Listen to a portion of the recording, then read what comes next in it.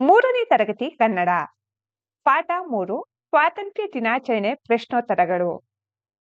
ಮಕ್ಕಳೇ, ಸ್ವಾತಂತ್ರ್ಯ ದಿನಾಚರಣೆ ಪಾಠದ ಕೆಲವು ಪದಗಳ ಅರ್ಥಗಳನ್ನು ಗಮನಿಸಿ. ರಾಷ್ಟ್ರ, ದೇಶ, ಸರದಿ, ಅನುಕ್ರಮ, ಸ್ವಾಭಿಮಾನ, ಆತ್ಮಗೌರವ, ಸ್ಪರ್ಧೆ, ಪೈಪೋಟಿ, ತಳಿರು, ಚಿಗುರು, ಅಭಿಪ್ರಾಯ, ಅನಿಸಿಕೆ, ಧ್ವಜಸ್ತಂಭ, ಬಾವುಟ ಆರಿಸುವ ಕಂಬ, ಭಾವಚಿತ್ರ, ವ್ಯಕ್ತಿಯ ಚಿತ್ರ, ಆಮಂತ್ರಿಸು, ಆಹ್ವಾನಿಸು, ನೆರೆ, ಒಟ್ಟಾಗು, ಗುಂಪು ಸೇರು, ಮಾರ್ಗದರ್ಶನ, ತಿಳಿ ಹೇಳುವುದು, ದಾರಿ ತೋರುವುದು, ನಸುಕು, ಮುಂಜಾನೆ, ಬೆಳಗಿನ ಜಾವ, ಜಯಘೋಷ, ಜಯಕಾರ, ವಿಜೇತರು, ಗೆದ್ದವರು. ಮಕ್ಕಳೇ, ಸ್ವಾತಂತ್ರ್ಯ ದಿನಾಚರಣೆ ಪಾಠದ ಕೆಲವು ಪದಗಳ ಟಿಪ್ಪಣಿಗಳನ್ನು ಗಮನಿಸಿ. ಅತಿಥಿ, ಆಹ್ವಾನಿತ ವ್ಯಕ್ತಿ, ಸಾಂಸ್ಕೃತಿಕ ಕಾರ್ಯಕ್ರಮ, ಸಂಸ್ಕೃತಿಗೆ ಸಂಬಂಧಿತ ಕಾರ್ಯಕ್ರಮ, ರಾಷ್ಟ್ರ ನಾಯಕರು, ದೇಶ ಸೇವೆ ಮಾಡಿದ ಮಹನೀಯರು, ಪ್ರಭಾತ ಫೇರಿ, ಬೆಳಗಿನ ಜಾವದಲ್ಲಿ ನಡೆಸುವ ಮೆರವಣಿಗೆ, ಸಮವಸ್ತ್ರ, ಒಂದೇ ರೂಪದ ವಸ್ತ್ರ. ಅಭ್ಯಾಸ. ಮುಖ್ಯ ಪ್ರಶ್ನೆ 1 ಒಂದು ವಾಕ್ಯದಲ್ಲಿ ಉತ್ತರಿಸು. ಪ್ರಶ್ನೆ 1 ಮುಖ್ಯ ಗುರುಗಳು ಯಾರ ಸಭೆ ಕರೆದರು? ಉತ್ತರ: ಮುಖ್ಯ ಗುರುಗಳು ಶಾಲಾ ವಿದ್ಯಾರ್ಥಿ ಮಂತ್ರಿಮಂಡಲದ ಸಭೆ ಕರೆದರು. ಮತ್ತೊಮ್ಮೆ ಪ್ರಶ್ನೆ 1 ಮುಖ್ಯ ಗುರುಗಳು ಯಾರ ಸಭೆ ಕರೆದರು? ಉತ್ತರ: ಮುಖ್ಯ ಗುರುಗಳು ಶಾಲಾ ವಿದ್ಯಾರ್ಥಿ ಮಂತ್ರಿಮಂಡಲದ ಸಭೆ ಕರೆದರು. ಪ್ರಶ್ನೆ 2 ಸ್ವಾತಂತ್ರ್ಯ ದಿನವನ್ನು ಎಂದು ಆಚರಿಸುತ್ತೇವೆ? ಉತ್ತರ: ಸ್ವಾತಂತ್ರ್ಯ ದಿನವನ್ನು ಆಗಸ್ಟ್ 15ರಂದು ಆಚರಿಸುತ್ತೇವೆ. ಪ್ರಶ್ನೆ 2 ಸ್ವಾತಂತ್ರ್ಯ ದಿನವನ್ನು ಎಂದು ಆಚರಿಸುತ್ತೇವೆ? ಉತ್ತರ: ಸ್ವಾತಂತ್ರ್ಯ ದಿನವನ್ನು ಆಗಸ್ಟ್ 15ರಂದು ಆಚರಿಸುತ್ತೇವೆ. ಪ್ರಶ್ನೆ 3 ಯಾರು ಕ್ಷಮೆ ಕೋರಿದರು? ಉತ್ತರ: ಶಾಹೀನ್ ಮತ್ತು ಐಶ್ವರ್ಯ ಕ್ಷಮೆ ಕೋರಿದರು. ಮತ್ತೊಮ್ಮೆ ಪ್ರಶ್ನೆ 3 ಯಾರು ಕ್ಷಮೆ ಕೋರಿದರು? ಉತ್ತರ: ಶಾಹೀನ್ ಮತ್ತು ಐಶ್ವರ್ಯ ಕ್ಷಮೆ ಕೋರಿದರು. ಮುಖ್ಯ ಪ್ರಶ್ನೆ 2 ಅಥವಾ 3 ವಾಕ್ಯಗಳಲ್ಲಿ ಉತ್ತರಿಸು. ಪ್ರಶ್ನೆ 1 ಮಂತ್ರಿಮಂಡಲದ ಸಭೆಯಲ್ಲಿ ಯಾವುದರ ಬಗ್ಗೆ ಚರ್ಚಿಸಿದರು? ಉತ್ತರ: ಮಂತ್ರಿಮಂಡಲದ ಸಭೆಯಲ್ಲಿ ಆಗಸ್ಟ್ ತಿಂಗಳಲ್ಲಿ ಬರುವ ಸ್ವಾತಂತ್ರ್ಯ ದಿನಾಚರಣೆಯನ್ನು ಆಚರಿಸಲು ಮಾಡಿಕೊಳ್ಳಬೇಕಾದ ಸಿದ್ಧತೆಯ ಬಗ್ಗೆ ಚರ್ಚಿಸಿದರು. ಉತ್ತರ ಮತ್ತೊಮ್ಮೆ: ಮಂತ್ರಿಮಂಡಲದ ಸಭೆಯಲ್ಲಿ ಆಗಸ್ಟ್ ತಿಂಗಳಲ್ಲಿ ಬರುವ ಸ್ವಾತಂತ್ರ್ಯ ದಿನಾಚರಣೆಯನ್ನು ಆಚರಿಸಲು ಮಾಡಿಕೊಳ್ಳಬೇಕಾದ ಸಿದ್ಧತೆ ಬಗ್ಗೆ ಚರ್ಚಿಸಿದರು. ಪ್ರಶ್ನೆ 2 ಸ್ವಾತಂತ್ರ್ಯ ದಿನಾಚರಣೆ ಎಂದರೇನು? ಉತ್ತರ: ದೇಶ ಸ್ವತಂತ್ರವಾದ ಸವಿ ನೆನಪಿಗೆ ಪ್ರತಿ ವರ್ಷ ದೇಶಾದ್ಯಂತ ಆಚರಿಸುವ ಹಬ್ಬವೇ ಸ್ವಾತಂತ್ರ್ಯ ದಿನಾಚರಣೆ. ಉತ್ತರ ಮತ್ತೊಮ್ಮೆ: ದೇಶ ಸ್ವತಂತ್ರವಾದ ಸವಿ ನೆನಪಿಗೆ ಪ್ರತಿ ವರ್ಷ ದೇಶಾದ್ಯಂತ ಆಚರಿಸುವ ಹಬ್ಬವೇ ಸ್ವಾತಂತ್ರ್ಯ ದಿನಾಚರಣೆ. ಪ್ರಶ್ನೆ 3 ಐಶ್ವರ್ಯ ನೀಡಿದ ಸಲಹೆ ಏನು? ಉತ್ತರ: ಧ್ವಜಸ್ತಂಭದ ಸುತ್ತ ರಂಗವಲ್ಲಿ ಹಾಕಿದರೆ ಚೆನ್ನಾಗಿರುತ್ತದೆ ಎಂಬ ಸಲಹೆಯನ್ನು ಐಶ್ವರ್ಯ ನೀಡಿದಳು. ಉತ್ತರ ಮತ್ತೊಮ್ಮೆ: ಧ್ವಜಸ್ತಂಭದ ಸುತ್ತ ರಂಗವಲ್ಲಿ ಹಾಕಿದರೆ ಚೆನ್ನಾಗಿರುತ್ತದೆ ಎಂಬ ಸಲಹೆಯನ್ನು ಐಶ್ವರ್ಯ ನೀಡಿದಳು. ಪ್ರಶ್ನೆ 4 ಕ್ರೀಡಾ ಮಂತ್ರಿ ವಹಿಸಿಕೊಂಡ ಕಾರ್ಯವೇನು? ಉತ್ತರ: ಕ್ರೀಡಾ ಮಂತ್ರಿ ವಿವೇಕನು ಆಟೋಟ ಸ್ಪರ್ಧೆ ನಡೆಸಿ ವಿಜೇತರ ಪಟ್ಟಿಯನ್ನು ಸಿದ್ಧಪಡಿಸುವ ಕಾರ್ಯವನ್ನು ವಹಿಸಿಕೊಂಡನು. ಉತ್ತರ ಮತ್ತೊಮ್ಮೆ: ಕ್ರೀಡಾ ಮಂತ್ರಿ ವಿವೇಕನು ಆಟೋಟ ಸ್ಪರ್ಧೆ ನಡೆಸಿ ವಿಜೇತರ ಪಟ್ಟಿಯನ್ನು ಸಿದ್ಧಪಡಿಸುವ ಕಾರ್ಯವನ್ನು ವಹಿಸಿಕೊಂಡನು.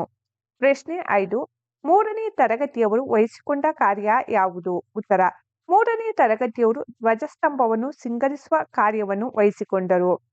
ಉತ್ತರ ಮತ್ತೊಮ್ಮೆ: 3ನೇ ತರಗತಿಯವರು ಧ್ವಜಸ್ತಂಭವನ್ನು ಸಿಂಗರಿಸುವ ಕಾರ್ಯವನ್ನು ವಹಿಸಿಕೊಂಡರು. ಮುಖ್ಯ ಪ್ರಶ್ನೆ 3 ಕಾರಣ ಕೊಡು. 1 ಮುಖ್ಯ ಗುರುಗಳು ಮಂತ್ರಿಮಂಡಲದ ಸಭೆ ಕರೆದರು. ಕಾರಣ: ಸ್ವಾತಂತ್ರ್ಯ ದಿನಾಚರಣೆಯನ್ನು ಆಚರಿಸಲು ಮಾಡಿಕೊಳ್ಳಬೇಕಾದ ಸಿದ್ಧತೆಯ ಬಗ್ಗೆ ಚರ್ಚಿಸಿ ಎಲ್ಲರಿಗೂ ಕೆಲಸ ಕಾರ್ಯಗಳನ್ನು ಹಂಚಲು ಮುಖ್ಯ ಗುರುಗಳು ಮಂತ್ರಿಮಂಡಲದ ಸಭೆ ಕರೆದರು. 2 ಇತರರು ಮಾತನಾಡುವಾಗ ಕೇಳಿಸಿಕೊಳ್ಳಬೇಕು. ಕಾರಣ: ಒಬ್ಬರು ಮಾತನಾಡುವಾಗ ತಮ್ಮೊಳಗೆ ಮಾತನಾಡುತ್ತಿದ್ದರೆ ಇತರರ ಅಭಿಪ್ರಾಯಗಳು ತಿಳಿಯುವುದಿಲ್ಲ. ಆದ್ದರಿಂದ ಇತರರು ಮಾತನಾಡುವಾಗ ಅದನ್ನು ಕೇಳಿಸಿಕೊಳ್ಳಬೇಕು. 3 ಸಭೆಯಲ್ಲಿ ಒಟ್ಟಾಗಿ ಮಾತನಾಡಬಾರದು. ಕಾರಣ: ಸಭೆಯಲ್ಲಿ ಒಟ್ಟಾಗಿ ಮಾತನಾಡಿದರೆ ಇತರರ ಅಭಿಪ್ರಾಯಗಳು ಸ್ಪಷ್ಟವಾಗಿ ತಿಳಿಯುವುದಿಲ್ಲ. ಆದ್ದರಿಂದ ಸಭೆಯಲ್ಲಿ ಒಟ್ಟಾಗಿ ಮಾತನಾಡಬಾರದು. ಪ್ರಶ್ನೆ 4 ಈ ಮಾತುಗಳನ್ನು ಯಾರು ಯಾರಿಗೆ ಹೇಳಿದರು ಎಂದು ಬರೆ. 1 ನಮ್ಮ ಶಾಲೆಯಲ್ಲೂ ಆಚರಿಸುತ್ತೇವಲ್ಲ ಸರ್.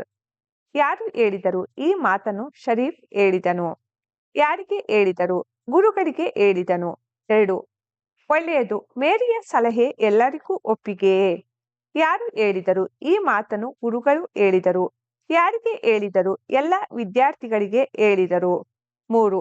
ನಮ್ಮ ತೋಟದಲ್ಲಿ ಮಾವಿನ ತಳಿರು ಬಾಳೆಕಂಬ ತರುತ್ತೇನೆ. ಯಾರು ಹೇಳಿದರು? ಈ ಮಾತನ್ನು ರಾಜು ಹೇಳಿದನು. ಯಾರಿಗೆ ಹೇಳಿದರು? ಕಾರ್ತಿಕ್ಗೆ ಹೇಳುವನು. 5. ಈ ಪದಗಳನ್ನು ಬಳಸಿ ಸ್ವಂತ ವಾಕ್ಯ ರಚಿಸು. ತೋರಣ. ಯುಗಾದಿಯ ಹಬ್ಬದಂದು ಮನೆಯ ಬಾಗಿಲಿಗೆ ತೋರಣ ಕಟ್ಟುತ್ತೇವೆ. ರಂಗವಲ್ಲಿ. ನನ್ನ ಅಮ್ಮ ಪ್ರತಿದಿನ ಮುಂಜಾನೆ ಮನೆಯ ಅಂಗಳದಲ್ಲಿ ರಂಗವಲ್ಲಿ ಹಾಕುತ್ತಾರೆ. ಬಹುಮಾನ. ನನಗೆ ಓಟದ ಸ್ಪರ್ಧೆಯಲ್ಲಿ ಬಹುಮಾನ ಬಂದಿತು. ಸಮವಸ್ತ್ರ. ಮಕ್ಕಳು ಸಮವಸ್ತ್ರ ಧರಿಸಿ ಶಾಲೆಗೆ ಹೋಗಬೇಕು. ಸಾಮರ್ಥ್ಯಾಧಾರಿತ ಅಭ್ಯಾಸ. ಮುಖ್ಯ ಪ್ರಶ್ನೆ 1. ಸರಿ ತಪ್ಪು ಗುರುತಿಸು. 1. ಕಾರ್ಯಕ್ರಮ ಮಾಡುವಾಗ ಕೆಲಸ ಹಂಚಿಕೊಳ್ಳಬಾರದು. ಈ ಹೇಳಿಕೆ ತಪ್ಪಾಗಿದೆ. 2. ಕಾರ್ಯಕ್ರಮ ಮಾಡುವ ಮೊದಲು ಸಭೆಯಲ್ಲಿ ಚರ್ಚೆ ಮಾಡಬೇಕು. ಈ ಹೇಳಿಕೆ ಸರಿಯಾಗಿದೆ. 3. ಚರ್ಚೆಯಲ್ಲಿ ಇತರರು ಮಾತನಾಡುವಾಗ ಕೇಳಿಸಿಕೊಳ್ಳಬೇಕು. ಈ ಹೇಳಿಕೆ ಸರಿಯಾಗಿದೆ. 4. ಸಭೆಯಲ್ಲಿ ಒಟ್ಟಾಗಿ ಮಾತನಾಡಿದರೆ ತೊಂದರೆ. ಈ ಹೇಳಿಕೆ ಸರಿಯಾಗಿದೆ. 5. ಸಭೆಯಲ್ಲಿ ಒಬ್ಬರ ಅನಂತರ ಒಬ್ಬರು ಮಾತನಾಡಬಾರದು. ಈ ಹೇಳಿಕೆ ತಪ್ಪಾಗಿದೆ. 6. ಇತರರ ಒಳ್ಳೆಯ ಮಾತನ್ನು ಕೇಳಬೇಕು. ಈ ಹೇಳಿಕೆ ಸರಿಯಾಗಿದೆ. ಮುಖ್ಯ ಪ್ರಶ್ನೆ 2 ಉತ್ತರಿಸು. ಪ್ರಶ್ನೆ 1. ನೀನು ಶಾಲೆಯಲ್ಲಿ ವಹಿಸಿಕೊಂಡು ಮಾಡಿದ ಒಂದು ಕೆಲಸವನ್ನು ಬರೆ. ಉತ್ತರ. ನಾನು ಶಾಲೆಯಲ್ಲಿ ಆಚರಿಸಿದ ಪರಿಸರ ದಿನಾಚರಣೆಯ ಕಾರ್ಯಕ್ರಮದಲ್ಲಿ ನೆಟ್ಟ ಸಸಿಗಳಿಗೆ ನೀರು ಹಾಕುವ ಕೆಲಸವನ್ನು ಮಾಡಿದೆ. ಪ್ರಶ್ನೆ 2. ನೀನು ಮನೆಯಲ್ಲಿ ವಹಿಸಿಕೊಂಡು ಮಾಡಿದ ಒಂದು ಕೆಲಸವನ್ನು ಬರೆ. ಉತ್ತರ. ಪ್ರತಿದಿನ ಬೆಳಿಗ್ಗೆ ಡೈರಿಯಿಂದ ಹಾಲು ತರುವ ಕೆಲಸ ಮಾಡುತ್ತೇನೆ. ಪ್ರಶ್ನೆ 3. ನಿನ್ನ ಮನೆಯಲ್ಲಿ ಎಲ್ಲರೂ ಕುಳಿತು ಚರ್ಚಿಸಿ ಮಾಡಿರುವ ಕೆಲಸ ಯಾವುದು?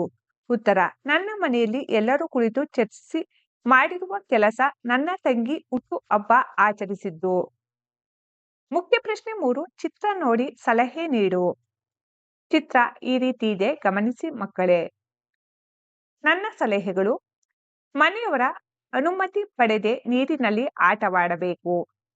ನೀರಿಗೆ ಇಳಿಯುವುದಕ್ಕೂ ಮೊದಲು ನೀರಿನ ಆಳವನ್ನು ತಿಳಿದಿರಬೇಕು. ಸುರಕ್ಷಿತ ಸಲಕರಣೆಗಳನ್ನು ಧರಿಸಿಕೊಂಡು ಈಜುವುದನ್ನು ಅಭ್ಯಾಸ ಮಾಡಬೇಕು. ಭಾಷಾಭ್ಯಾಸ. ಮುಖ್ಯ ಪ್ರಶ್ನೆ 1. ಸರಿಯಾದ ಅರ್ಥ ಬರುವಂತೆ ಪದಗಳನ್ನು ಜೋಡಿಸಿ ವಾಕ್ಯಗಳನ್ನು ಸರಿಪಡಿಸಿ ಬರೆ. ಪದಗಳು: ಸಮವಸ್ತ್ರ ಮಕ್ಕಳು ಧರಿಸಿ ಬಂದರು ಶಾಲೆಗೆ.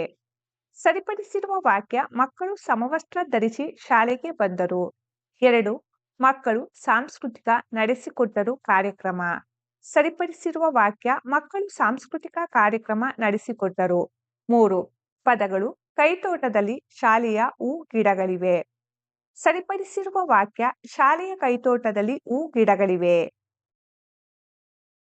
ಮುಖ್ಯ ಪ್ರಶ್ನೆ 2.